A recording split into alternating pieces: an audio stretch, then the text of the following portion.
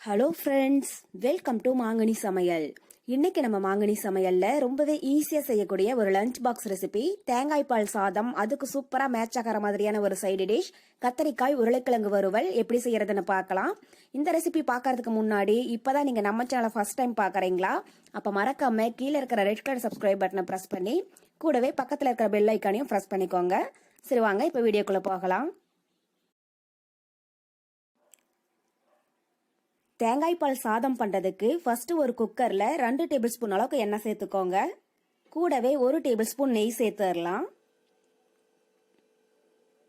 எண்ணெயும் நெய்யும் சூடானதும் இது கூட ஒரு பிரியாணி இலை, ஒரு சின்ன துண்டு பட்டை, 3 லவங்கம், கூடவே 2 ஏலக்காய், ஒரு மராட்டி மொக்கு, அப்புறம் சின்னதா ஒரு ஜாதிபத்திரி ரொம்பவே அதிகமா சேர்க்க வேண்டாங்க. சின்னதா ஒரு பீஸ் சேர்த்துனீங்கனாலே போதும்.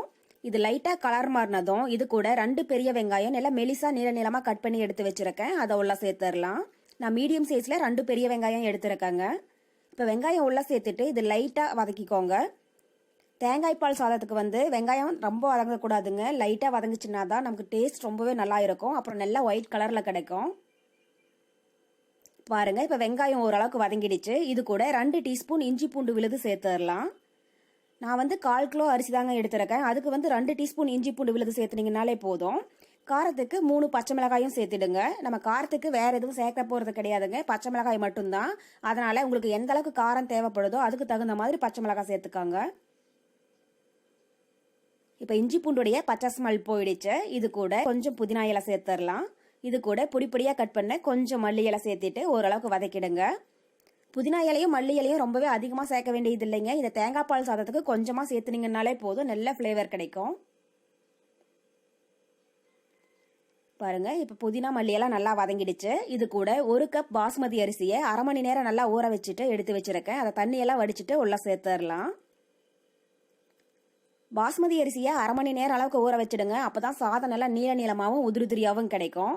உங்களால 1/2 மணி நேரம் ஊற வைக்க முடியல அப்படின்னா கூட 10ல இருந்து ஒரு 15 நிமிஷமாவது ஊற வச்சிடுங்க. அப்பதான் சாதம் ரொம்பவே டேஸ்டியா இருக்கும். சேர்த்துட்டு அரிசி உடஞ்சிடாம லைட்டா ஒரு டைம் கலந்து விட்டுடுங்க. நம்ம பாஸ்மதி அரிசி தான் சேர்த்தணும் அப்படிங்கிறது கிடையாதுங்க. ரெகுலரா யூஸ் பண்ற சாப்பாட்டு அரிசி கூட சேர்க்கலாம். டேஸ்ட் ரொம்பவே சூப்பரா இருக்கும்.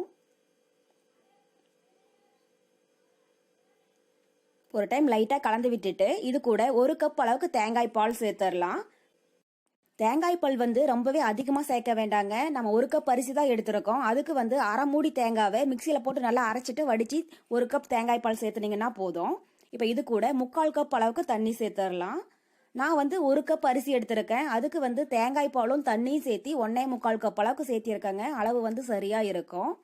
இப்ப இது கூட சாதத்துக்கு தேவையான அளவு உப்பு சேர்த்துடலாம். உப்பு சேர்த்துட்டு ஒரு டைம் நல்லா கலந்து விட்டுட்டு உப்பு காரம் பார்த்துட்டு பத்தலைன்னா கொஞ்சமா சேர்த்துக்கோங்க. ஒருவேளை உங்களுக்கு காரம் குறைவா இருந்துச்சுன்னா பச்சை மிளகாய் 1 சேர்த்துக்கோங்க. மிளகாய் தூளோ இல்ல மிளகு தூளோ எதுவும் சேர்க்க கூடாதுங்க. அப்பதான் நமக்கு நல்லா டேஸ்டியாவும் நல்லா ஒயிட் கலர்லயும் கிடைக்கும்.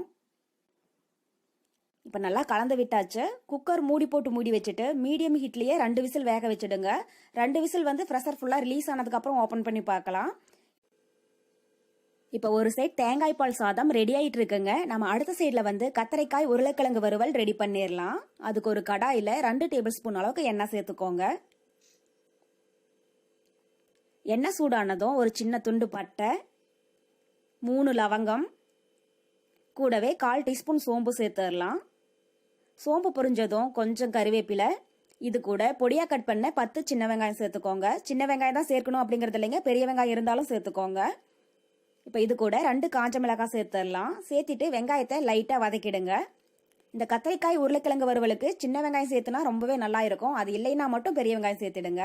இப்ப வெங்காயம் ஓரளவுக்கு வதங்கிடுச்சு. இது கூட ஒரு சின்ன சைஸ் தக்காளி கட் பண்ணி எடுத்து வச்சிருக்கேன். அதையும் உள்ள சேர்த்துடலாம். கூடவே 1/4 டீஸ்பூன் மஞ்சள் தூள், அப்புறம் இந்த வெங்காயம் தக்காளி வதங்கறதுக்கு தேவையான அளவு உப்பும் சேர்த்துட்டு வெங்காயமும் தக்காளியும் நல்லா சுருண்டு வர அளவுக்கு வதக்கிக்கோங்க. தக்காளி இந்த கத்திரிக்காய் உருளைக்கிழங்கு வறுவலுக்கு அதிகமா சேர்க்க வேண்டாங்க. சின்னதா 1 சேர்த்துனீங்கனாலே போதும்.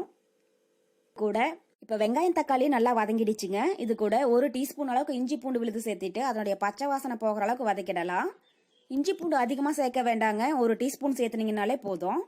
இப்ப இஞ்சி பூண்டுடைய பச்சை வாசனை போயிடுச்சு. இது கூட 2 பீஸ் தேங்காவை நல்லா இது மாதிரி சின்னதா கட் பண்ணி எடுத்து வச்சிருக்கேன். அதை உள்ள சேர்த்துடலாம். தேங்காவை இது மாதிரி கட் பண்ணி சேர்க்கிற போது டேஸ்ட் ரொம்பவே சூப்பரா இருக்குங்க. அப்ப கூடவே மீடியம் சைஸ்ல 2 உருளைக்கிழங்கு தோலெல்லாம் நீக்கிட்டு சின்னதாக கட் பண்ணி எடுத்து வச்சுருக்கேன், அதையும் உள்ள சேர்த்துடலாம். இது கூட சின்னதாக 3 கத்தரிக்காய் பாருங்கள், இது மாதிரி சின்ன சின்னதாக கட் பண்ணி கலர் மாறிடாமல் இருக்கிறதுக்காக தண்ணியில் போட்டு எடுத்து வச்சுருக்கேன், அதையும் உள்ள சேர்த்துக்கலாம். நான் வந்து கத்தரிக்காயும் உருளைக்கிழங்கும் சேர்த்து 300 கிராம் அளவுக்கு எடுத்துருக்கேங்க. உங்களுக்கு வந்து எந்த அளவுக்கு தேவைப்படுதோ அதுக்கு தகுந்த மாதிரி எல்லா பொருளுமே சேர்த்துக்கோங்க. இப்போ இந்த கத்திரிக்காயும் உருளைக்கிழங்கையும் ஒரு 2 நிமிஷத்துக்கு நல்லா வதக்கிடலாம்.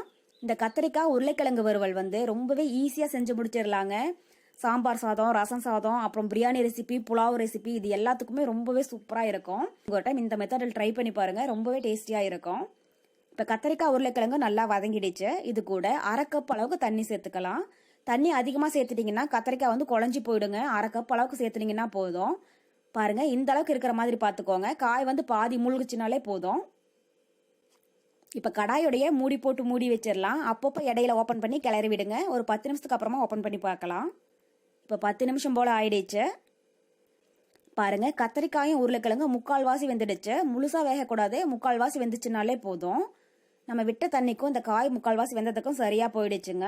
இந்த அளவுக்கு வெந்ததுக்கு அப்புறமா இது கூட காரத்துக்கு 1/2 டீஸ்பூன் மிளகாய் தூள் சேர்த்துடலாம். நம்ம ஏற்கனவே வரமிளகாய் சேர்த்துருக்கிறதுனால மிளகாய் தூள் வந்து உங்கள் காரத்துக்கு தகுந்த அளவுக்கு சேர்த்துக்கோங்க, அதிகமாக சேர்க்க வேண்டாம். இப்போ இது கூட 1/2 டீஸ்பூன் வந்து மிளகுத்தூள் சேர்த்துக்கோங்க. மிளகுத்தூள் சேர்க்கிற போது இந்த கத்திரிக்காய் உருளைக்கிழங்கு வறுவல் ரொம்பவே சூப்பராக இருக்குங்க. நமக்கு பெப்பர் சிக்கன் மாதிரியே இருக்கும். இப்போ கூடவே காய்க்கு தேவையான அளவு உப்பு சேர்த்துடலாம்.